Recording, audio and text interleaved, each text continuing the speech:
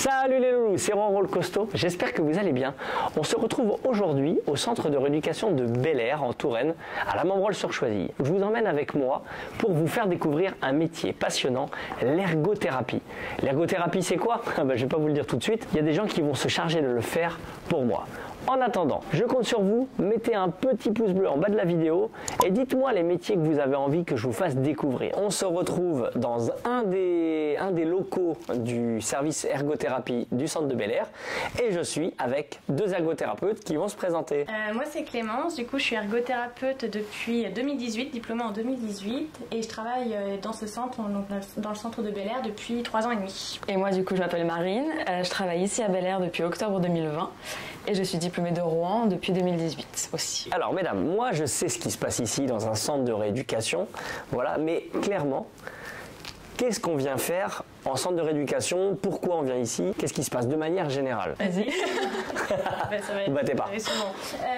En centre de rééducation, on vient suite à un accident, par exemple un accident vasculaire cérébral, un traumatisme crânien.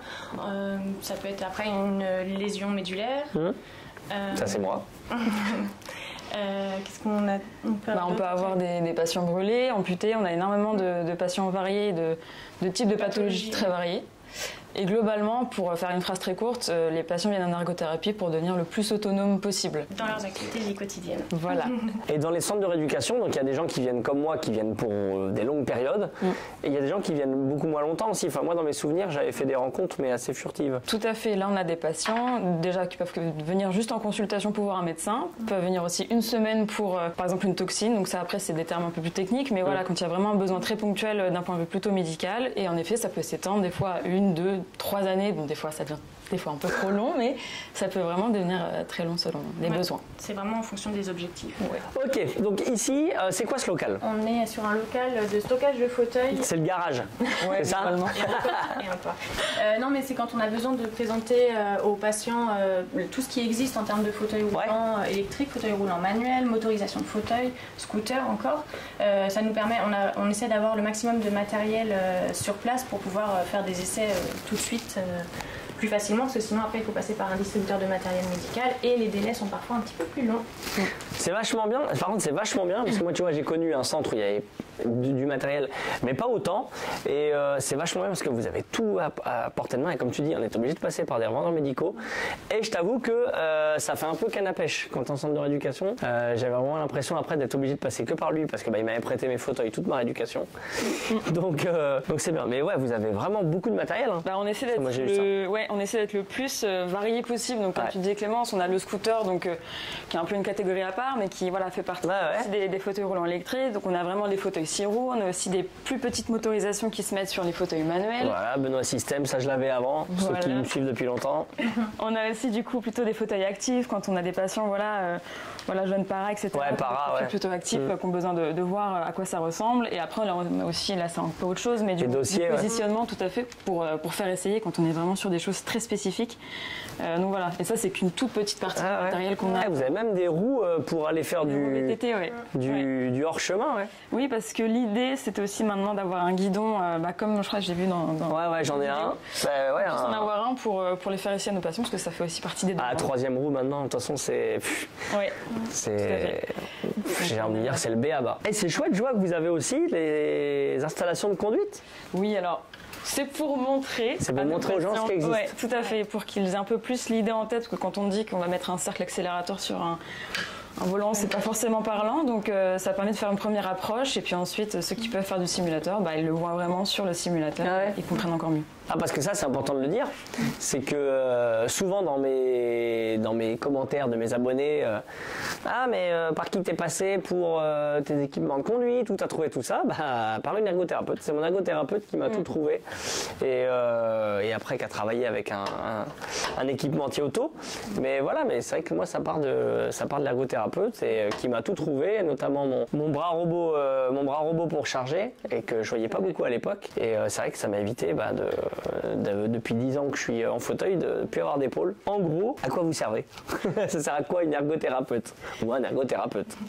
Comme Marine disait tout à l'heure, moi comment je présente l'ergothérapie aux patients, j'essaie de le présenter de façon assez générale et je leur dis que l'ergothérapeute, donc son objectif c'est de permettre à la personne d'être le plus autonome possible dans ses activités de vie quotidienne. Donc dans un premier temps on va faire des bilans pour évaluer un petit peu les besoins en termes de préhension, en termes de force, en termes de besoins aussi au niveau des activités de vie quotidienne, ce qu'ils arrivent à faire là où ils ont des difficultés à l'heure actuelle. Dans un premier temps il faut qu'on sache aussi quelles étaient leurs habitudes de vie auparavant pour essayer de s'en rapprocher le plus possible ensuite. Oui, puis c'est des évaluations qui peuvent aussi être écologiques avec des mises en situation toilette-habillage, des mises en situation course-cuisine. On a aussi des évaluations plutôt cognitives, donc on est un peu au milieu de tout ça et voilà, le but c'est de réadapter le patient par rapport à ses objectifs et ce qu'il veut faire. C'est ça vraiment de là où on part, c'est qu'est-ce que le patient veut récupérer comme activité, comme indépendance par rapport à ce qu'il avait avant, ce qui lui est arrivé, que ce soit... Vous, votre objectif vraiment c'est que la personne soit le plus autonome possible. C'est ça. Que ce soit via la rééducation ou la réadaptation. Et c'est pour ça qu'on est là aujourd'hui. Et c'est pour ça que moi, je le dis souvent que l'ergothérapie, ça a été important dans ma démarche de reconstruction. Parce que pour moi, l'autonomie, ça n'a pas de prix, c'est le plus important. Bon, là, vous connaissez. Il y a un rail au plafond avec un lève-personne. Voilà, j'ai pas fait la bêtise, j'ai pas dit lève-malade, je vais pas me faire engueuler, je vais pas me faire insulter, c'est tout bon. Avec un lève-personne, fallait que j'essaye, c'est obligé. On est dans une pièce et je vais en faire rêver certains. Bon, alors normalement, je pourrais me transférer sur le fauteuil direct. Mais je voulais vous montrer le système parce que ça c'est un système que j'aimerais bien mettre chez moi pour être plus autonome pour faire du sport. J'ai pas trop peur. On est assuré de toute façon, on est assuré. Ouais, je suis assuré aussi. Ok. Non. S'il y a quelque chose, monsieur si ça fait mal, tout ça, on arrête. Pas de problème.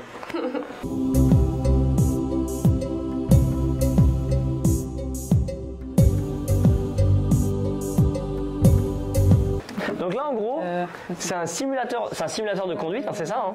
Oui, c'est ça. Et ça permet en plus de tester les équipements nécessaires par rapport à ta pathologie. Tout à fait. Ok, et c'est parti. comme ma voiture, ok. Donc là, on va oublier les clignotants, tout ça pour aujourd'hui parce que c'est une situation particulière. Exactement. Je vais fermer les yeux. C'est bien. On est en ville, c'est 50. Oui, donc là on a mis normalement conduite libre, donc on a affaire à des gens qui respectent normalement le code de la route. Il faut savoir qu'on peut aussi mettre des situations où les gens vont griller des stops, griller des passages. Attention, priorité à droite, attention, on va regarder à droite. Voilà.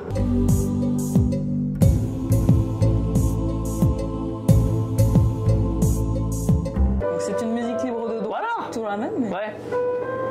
Bon, tu vas y aller, papy, là? Ah non, c'est quasiment en face. Donc, moi, la question, avec les patients que vous avez ici au centre de rééducation, qu'est-ce que vous leur faites faire? Alors, j'ai bien compris ce qu'on fait, on essaie d'autonomiser au maximum, mais qu'est-ce qu'on leur fait faire? Ils font quoi? Parce qu'on ne fait pas que des jeux en ergothérapie. Ah non. Ce n'est jamais qu'un jeu, d'ailleurs. Oui, il y a toujours des objectifs derrière. On essaie d'utiliser surtout des activités significantes pour la personne, que ça lui parle. Ouais. Quelqu'un qui ne fait pas du tout de jeux de société, souvent, c'est compliqué. Ouais, déjà, il s'investira un peu moins dans sa rééducation. Donc, sinon, ce qu'on fait avec les patients, en fait, on fait tellement de choses. Ouais. Du coup, on peut faire donc des activités comme ça, des jeux, mais derrière, il y a un objectif vraiment de, par exemple, travailler les préhensions, travailler la dextérité, la force.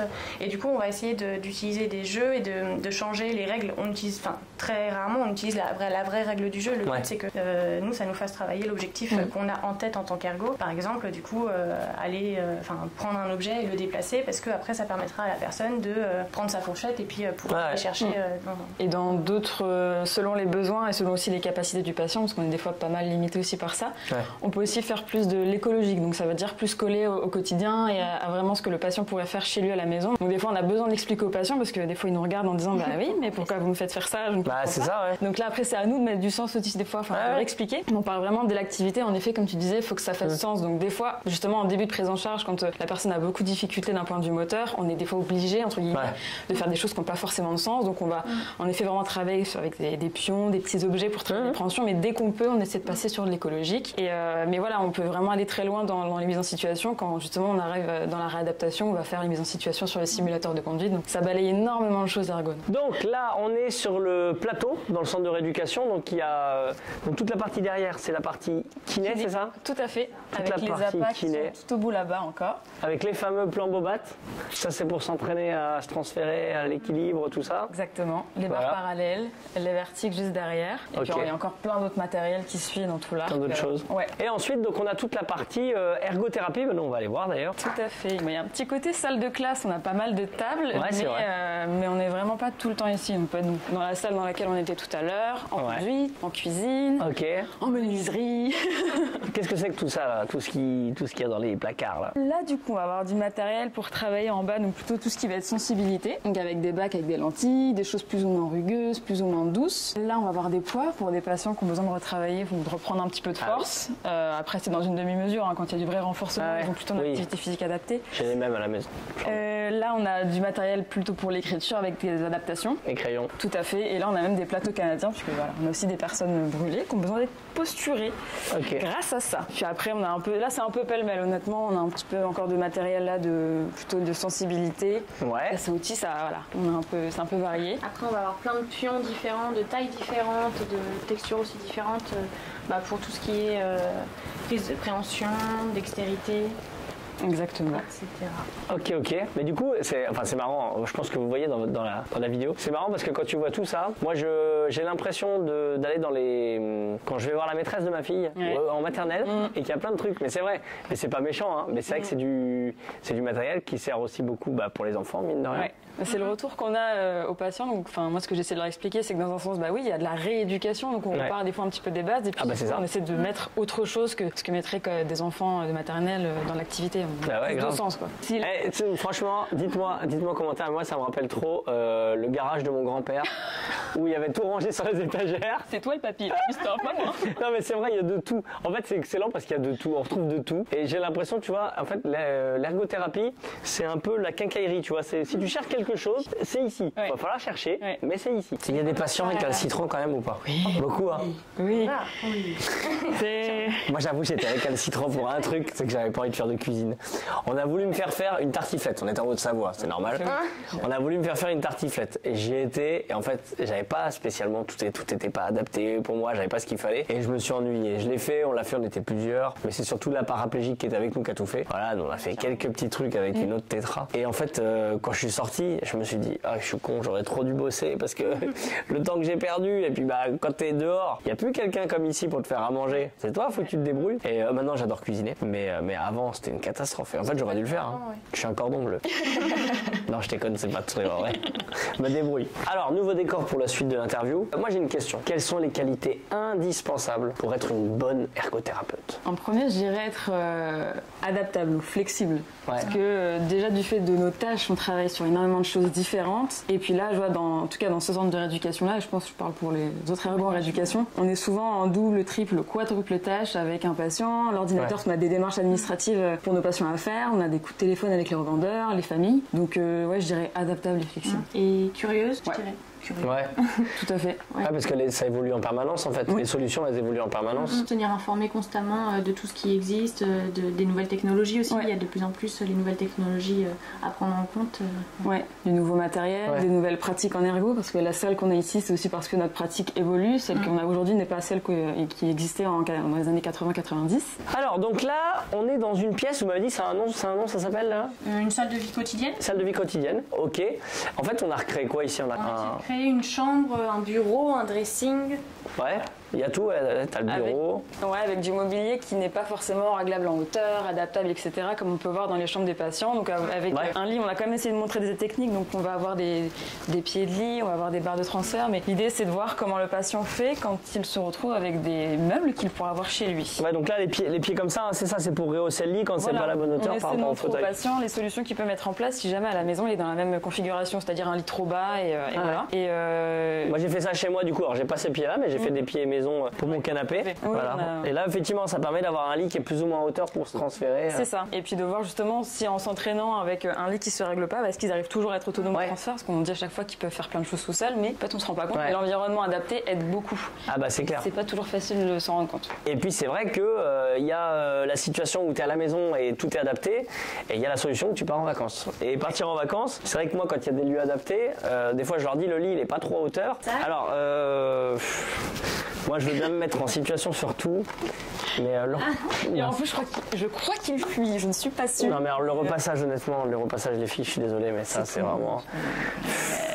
C'est vraiment le seul truc. Non, mais c'est le seul truc chez moi que je déteste. Mais vraiment, je déteste. Donc ça, moi, je vous conseille de l'enlever. Honnêtement, le fer repassé, je crois qu'on s'en sert jamais. Donc en effet, c'est plus trop. Non, après, si vraiment je devais repasser, je peux essayer de me débrouiller. Moi, je l'ai déjà fait, mais j'aime pas ça. Le reste, je m'en fous. Je fais le ménage, je fais tout ce que vous voulez, mais pas le repassage. Le repassage, c'est horrible. Mais voilà, des fois, on l'utilise aussi pour vraiment rééduquer. Enfin, par exemple.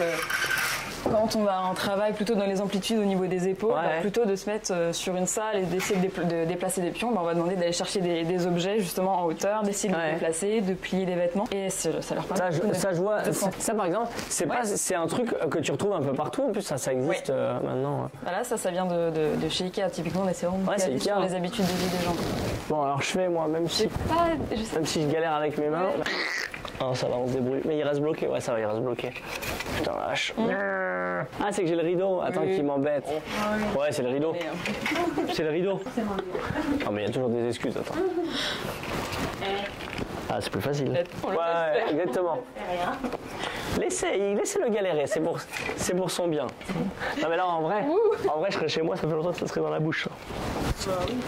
Ça serait dans la bouche et je me dis... Bon, en fait, vous ne voyez pas, mais j'ai réussi. Hein. Attends, moi j'ai un autre problème, c'est que j'ai des petits bras. Oui, on la connaît aussi, celle-là. Ouais, les excuses, j'ai petits bras, petites jambes. Encore. Ah merde. En fait, là, nous, en tant qu'ergo, on te rajouterait quelque chose d'antidérapant. Bien sûr, là il faut une ergo là-dessus. C'est, comme tu dis, une sangle en fait, où je mets la main. Ouais, exactement. Je mets la main dedans et je tire avec le poignet. On va faire la suite. Et moi, les qualités que je vous vois, tu vois, en tant qu'ergothérapeute, je dirais que vous êtes polyvalente et j'aurais dit moi aussi créative et imaginative. Et ça évolue beaucoup. Maintenant, ce qu'on a actuellement, c'est une imprimante 3D. Donc on a une collègue qui est spécialement formée, qui fait du coup des aides techniques pour nos patients. Et voilà, ça permet des fois d'avoir des choses un peu plus carrées et surtout qu'on peut reproduire pour d'autres. Moi, je suis tétraplégique, C6, C7. J'arrive dans votre service, qu'est-ce qu'on fait comme exercice? Qu'est-ce qu'on fait avec moi? Ah, la colle. Non, tu viens d'arriver. Déjà, je viens d'arriver. On te met en place la sonnette, on te met en place tout ce qu'il faut pour la sécurité, pour que tu puisses t'hydrater, pour que tu sois bien positionné dans le lit et bien positionné dans un fauteuil. Ok, voilà, dans ma chambre. Là, je suis dans ma chambre parce qu'au début, au début, j'étais pas en fauteuil, en centre de rééducation. Donc effectivement, on met tout l'environnement dans la chambre, d'accord. Et après, en exercice, qu'est-ce qu'on va commencer à faire? Eh ben moi, j'ai envie de dire, le mieux, on va pas faire que d'en parler. Vous allez me faire essayer. On y va? Je suis patient et elles vont me faire plein d'activités pour vous montrer un peu ce que c'est plus techniquement ce métier. Je te propose du coup de faire un tissage tawashi, de faire une éponge en utilisant en fait des petits cercles de collants. Ok, bon, c'est pas moi qui fais la vaisselle à la maison. J'ai un lave-vaisselle là. C'est pas grave. C'est pas grave. Du coup, l'objectif là, ça va être de venir mettre le petit cercle ici, maintenir et de venir le mettre tout le long. D'accord. Tu prends avec la main droite ici et ensuite avec la main gauche de l'autre côté. Alors j'ai vu, t'as mis un petit antidérapant en dessous, c'est ça? Ouais, pour que ça évite de partir, que ça tienne bien. J'en ai un à la maison moi aussi, merde. Je vous l'avais déjà montré, j'en ai un à la maison pour écrire, mince. Là c'est rapide, hein? Pas mal. Luna, si tu vois cette vidéo, ça va te rappeler des souvenirs. On en a fait, t'as demandé à papy de le faire. Bon, celui-là, il est vachement plus.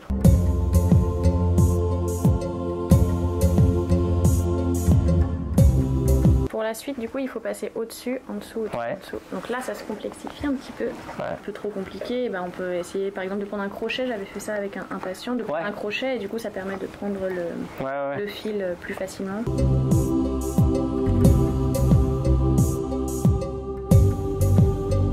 Non mais c'est vrai en fait on est moins patient et on est exigeant en fait sans s'en rendre compte au départ. Après tu t'en rends compte, mais c'est vrai qu'on est quand même relativement exigeant.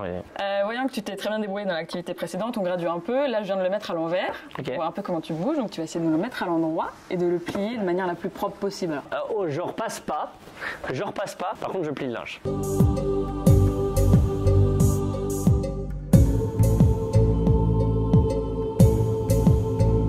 Parce que tant qu'à plier, moi j'aime bien plier. Exactement.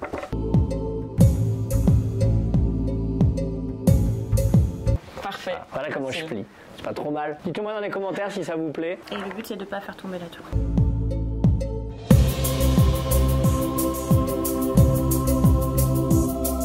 J'ai l'impression que cette partie ne va pas être longue. Et tu peux le remettre dessus. Hein.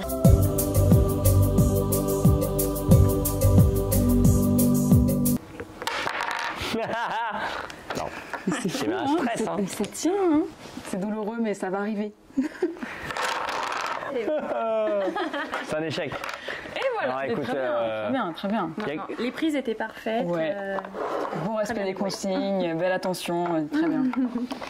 Une très belle valorisation du patient sur la fin de séance, bravo. Toujours renforcé. Je connais. Est-ce que ça vous est déjà arrivé d'avoir des situations un petit peu cocasses avec des patients, des trucs un peu qui sortent de l'ordinaire? J'en ai une, c'est du coup vu qu'on a un centre de rééducation qui accueille beaucoup de patients, donc, du coup une lésion au niveau du cerveau, on en a certains qui ont des traumatismes crâniens, donc des chocs au niveau de la tête, qui occasionnent des lésions assez certaines fois fortes. Et une fois j'étais en mise en situation cuisine avec un patient qui m'avait dit qu'il devait faire un poulet au caramel, pardon. Et j'ai terminé la mise en situation avec une assiette remplie d'eau, de jaune de cuit, de viande pas cuite, de riz pas cuit, il y avait même du sucre au fond de l'assiette. Et à ce moment-là, et c'est là où il faut être professionnel, se dire pas rire, ne pas rire. Donc, le masque nous aide beaucoup. Ouais, c'est bien ça. Hein. Si moi j'ai des patients, pareil, il y a certaines lésions qui font qu'ils sont apraxiques, donc ils savent plus utiliser les objets. Et donc, pareil, on leur donne par exemple un marteau et puis ça fait que parfois on a des situations assez cocasses où ils viennent nous toucher le genou alors qu'en fait il fallait prendre l'objet en fait. Moi je trouve que savoir ce regard, vous avez le regard bienveillant sur le patient et malgré tout vous restez humaine et il y a des choses qui font rire. Pour avoir été dans cette situation où il y a des trucs que je fais qui ont été drôles, où des fois mon corps fait des choses et c'est très drôle, et en fait je trouve ça super sympa toute cette ambiance entre les patients et vous les thérapeutes, et c'est pour ça sur les plateaux je trouve qu'il y a toujours une bonne ambiance parce que on en rigole malgré tout. On n'est pas justement ici, on vit quand on passe par ici souvent on est dans des situations assez dramatiques et justement il n'y a pas ce misérabilisme, et c'est pour ça qu'on aime bien venir en séance en fait, parce que ça fait du bien. Ça a l'air d'être pareil ici. Je sens pas une ambiance pesante, tu vois, c'est pas. Tout à fait. On n'est pas dans la tristesse, quoi. C'est ce qu'on essaie d'expliquer. Enfin, quand on me demande à chaque fois ce que je fais, souvent la question ou la remarque qui suit, c'est ça doit être dur, du coup, de voir ça tous les jours. Et moi, ce que je réponds, et je pense que c'est pareil pour les autres, c'est que il faut qu'on arrive déjà nous à cadrer, à se dire que ça, en fait, c'est nos patients, c'est pas quelque chose, c'est pas nos proches. Donc, il faut arriver déjà à mettre une limite, et que si on est trop dans l'empathie et trop avec eux, on les aide plus, on fait plus notre travail. Donc, et qu'on est là, en fait, pour les faire relativiser. C'est notre rôle en tant qu'ergo de leur dire déjà, votre vie ne s'arrête pas là, parce que des fois, c'est le discours qu'on peut entendre. Voilà, je suis fini, je suis terminé. Donc, on est là pour leur montrer que ça s'arrête pas là, et puis d'essayer de, comme tu dis, de désacraliser un peu ça, dire ça. On peut rigoler toujours, donc des fois ça passe pas et on se prend des gros blancs quand on fait des blagues, ça arrive régulièrement, et des fois ça passe et c'est vraiment chouette. Vous êtes au contact du patient pour des fois des longues périodes, parfois des années. Est-ce que c'est pas compliqué justement d'être au contact de ces patients, de les voir repartir parfois de zéro, d'arriver à les emmener vers une meilleure autonomie et au final plus de nouvelles, quoi. Ce moment où le patient part, c'est pas compliqué? Alors non, c'est pas compliqué, mais c'est vrai qu'on est toujours content quand on peut avoir, soit ils reviennent, ça arrive qu'ils reviennent pour des consultations avec le médecin et puis ils repassent nous voir.